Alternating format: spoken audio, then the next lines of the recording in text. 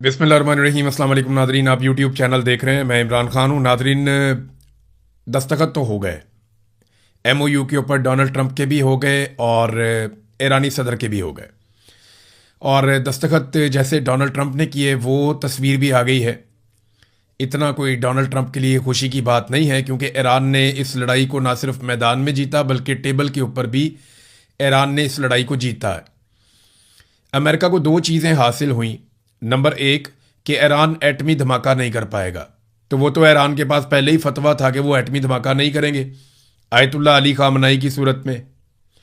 Number दो, जो चीज़ America ने हासिल की वो ये कि आबना हुर्मुज़ से ऑयल टैंकर्स गुजर सकेंगे।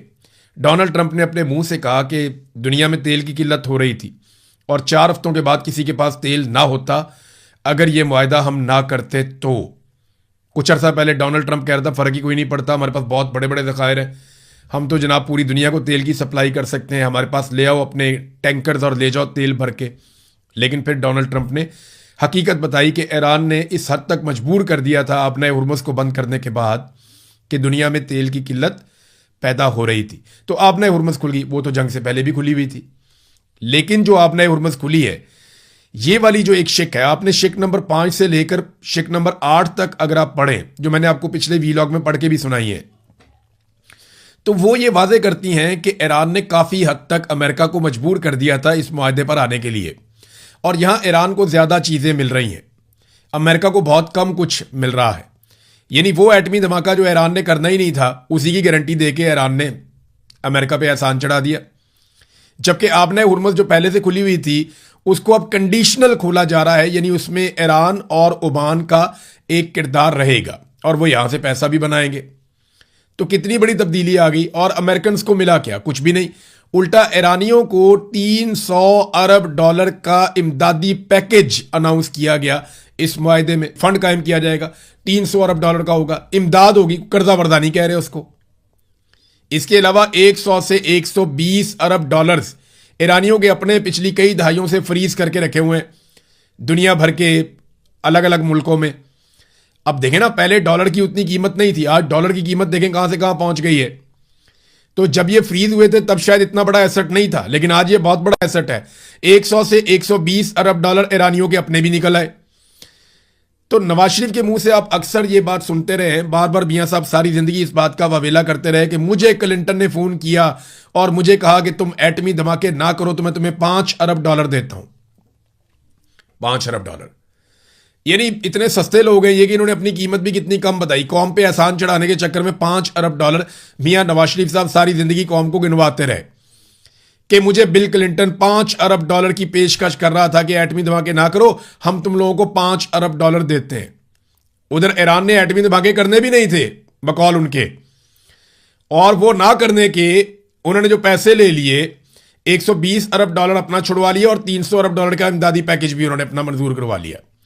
फिर पाबंदियां भी उन्होंने अपने ऊपर खत्म करवा ली और खित्ते में अपनी बालादस्ती भी उन्होंने साबित कर दी कि इस रीजन में कोई मुल्क कम से कम ईरान के साथ जंग नहीं कर सकता, उसके मिसाइलों के आगे ठहर नहीं सकता। बेशक उनके पास एयरफोर्स नहीं है, लेकिन वो अलग तरह की लड़ाई लड़ते हैं।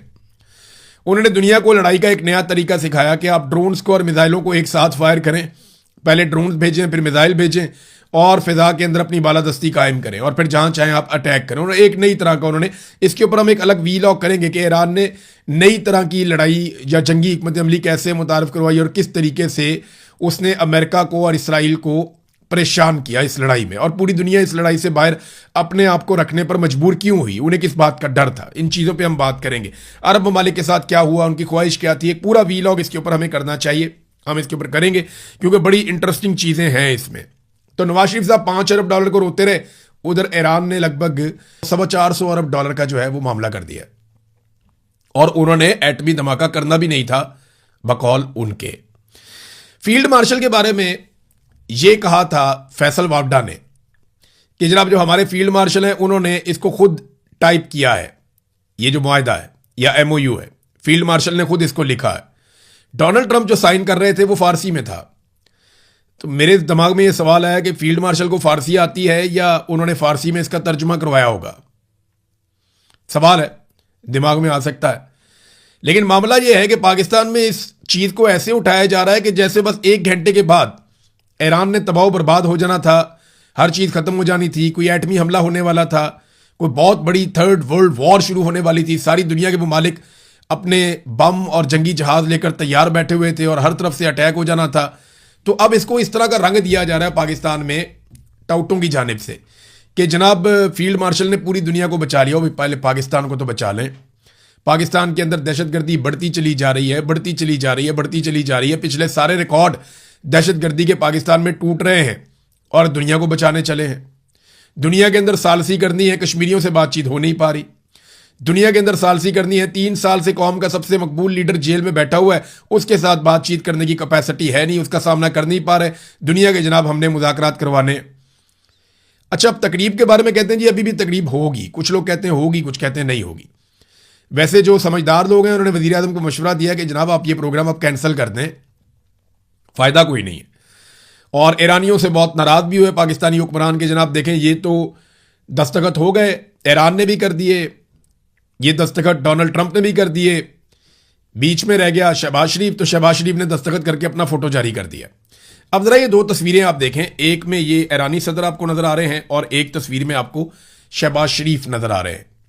ज़रा पहले आप ईरानी सदर की तस्वीर देखें, ये इनके हाथ में डॉक्यूमेंट है जिसके ऊपर इन्होंने दस्तखत किए ईरानी कौम को दिखाने के लिए।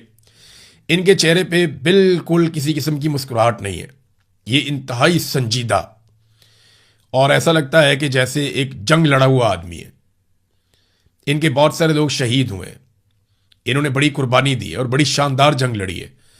ये लोग जंग जीतने के दावेदार हैं, इसके बावजूद इनके चेहरे पे आप संजीदगी देखें। इस फतह को वो उस तरह सेलिब्रेट नहीं कर रहे, वो याद कर रहे हैं उनका एक सुप्रीम लीडर जो है वो कत्ल कर दिया गया, इस सारी लड़ाई में उन्हें शहीद किया गया, बहुत सारी बच्चियां शहीद की गई, बहुत सारा इंफ्रास्ट्रक्चर का नुकसान हुआ, लेकिन जंग जीतने के बावजूद उनके चेहरे के ऊपर आप संजीदगी का आलम देखें।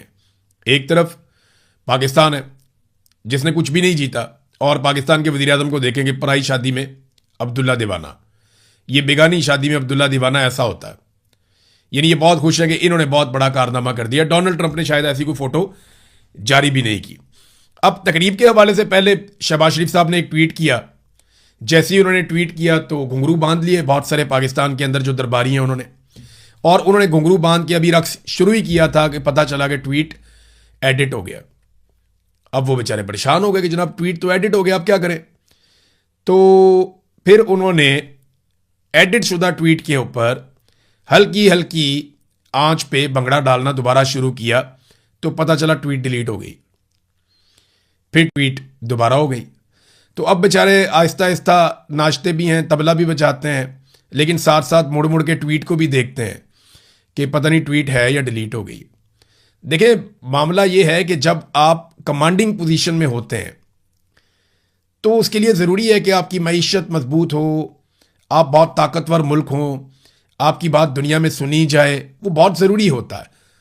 पाकिस्तान ने इसमें किरदार ज़रूर अदा किया, लेकिन ये किरदार पाकिस्तान को डोनाल्ड ट्रंप ने दिया, क्योंकि डोनाल्ड ट्रंप किसी और पे भरोसा नहीं कर रहा था। डोनाल्ड ट्रंप के लिए इंतहाई वफादार साबित हुए फील्ड मार्शल आसिम मुनीर और शहबाज शरीफ। ट्रंप को लगता था कि ये लोग मेरे साथ मुकम्मल वफादारी करेंगे, क्योंकि ये लोग पाकिस्तान में फंसे हुए हैं और जाली हुकूमत बनाकर बैठे हुए हैं। लिहाजा ट्रंप ने इनकी ड्यूटी लगाई और इन्होंने सिर्फ अपनी ड्यूटी की है। अब उस ड्यूटी के बदले में ये चाहते हैं कि इन्हें बहुत सारी पजीराई मिल जाए, तो ठीक है, बड़ी अच्छी बात है। जो अच्छा काम इन्होंने किया है, तो नीयतों के तो अल्लाह ताला ही जानता है कि किसकी क्या नीयत है, लेकिन मैं ये जानता हूं और ये सारी दुनिया जानती है कि डोनाल्ड ट्रंप को फेस सेविंग दिलाने के लिए ही ये लोग मैदान में उतरे थे, और असल में जिन्होंने कारनामा दिखाया वो कतरी हैं, जिनका बहुत तजर्बा है। पाकिस्तान ने इस काम को शुरू जरूर किया था, लेकिन पाकिस्तान इसे समेट नहीं पाया, क्योंकि पाकिस्तान की मिलिट्री एस्टेब्लिशमेंट का टके का तजर्बा नहीं है मुज़ाकरात का। अगर इनको मुज़ाकरात करने आते होते, बातचीत करनी आती होती, तो इंडिया के साथ, अफगानिस्तान के साथ अपने मामला हल कर लेते। बातचीत और मुज़ाकरात करने आते होते तो बांग्लादेश जरूर टूट जाता। बातचीत और मुज़ाकरात करने आते तो बलूच पहाड़ों पर बैठे हुए होते। बातचीत और मुज़ाकरात करने आते होते तो आज दुनिया भर के अंदर ऐसे लोग जरूर बैठे होते जो पाकिस्तान की मिलिट्री एस्टेब्लिशमेंट से नाराज हैं। इनका बातचीत करने का कोई तजर्बा ही नहीं, इनको समझ ही नहीं है, तो ये नहीं कर सकते। पाकिस्तान के अंदर सबसे मकबूल आदमी को इन्होंने जेल में डाला हुआ है और बातचीत करने में ये उसके साथ भी मुकम्मल तौर पे नाकाम है, ये नहीं कर सकते। बहरहाल अब कहानियां सुनाई जा रही हैं कि जनाब आधे घंटे में ये होने वाला था, 1 घंटे में वो होने वाला था, तो जनाब इस तरह करके बचा दिया और ऐसे करके कर दिया। लेकिन ट्रंप बहुत समझदार आदमी है, वो जिसको भी मिलेगा तारीफ ही करेगा। अभी फील्ड मार्शल से या शहबाज शरीफ से उसकी जब भी मुलाकात होगी वो कहेगा जी बहुत कमाल लोग हैं, इन जैसा बंदा ही कोई नहीं है, मेरा फेवरेट है ये फील्ड मार्शल, मेरा पसंदीदा है ये वज़ीर आज़म। वो बहुत तारीफें करेगा। उसने भी मोदी की भी की है, फिर उसने मैक्रोन की भी की है, मैक्रोन की वाइफ की भी की है। वो दुनिया भर में जहाँ भी जाता है, अरब हुक्मरान हो या कोई भी हो, अफ्रीकी हो, इवन वो तो प्यूटन की बहुत तारीफ करता है। हालांकि अमेरिकन प्यूटन से नफरत करते हैं, अमेरिकन जो हैं वो बहुत नफरत करते हैं रूस से, क्योंकि उन्हें बहुत लंबे अरसे तक ये पढ़ाया गया, तो वो तो उसकी भी तारीफ कर देता है। तो डोनाल्ड ट्रंप का कोई पता नहीं है, वो तो इनकी तारीफ करेगा ही। लेकिन अभी आने वाले दिनों में कुछ और चीज़ों का हमें अंदाज़ा हो जाएगा, खास तौर पे ये जो तकरीब होनी है या नहीं होनी। अब तकरीब रह क्या गई पीछे, यानी असल काम जो होना था वो तो हो गया। तो कौम के पैसे ज़ाया करने की क्या ज़रूरत है? यहाँ से बंदे भेजे हुए हैं सरकारी खर्चे के ऊपर, कोई सहाफ़ी है, कोई है, कोई कौन है, वो सारे वहाँ पे पहुँचाए हुए हैं स्विट्ज़रलैंड में, वो उधर फिर रहे हैं सरकारी खर्च के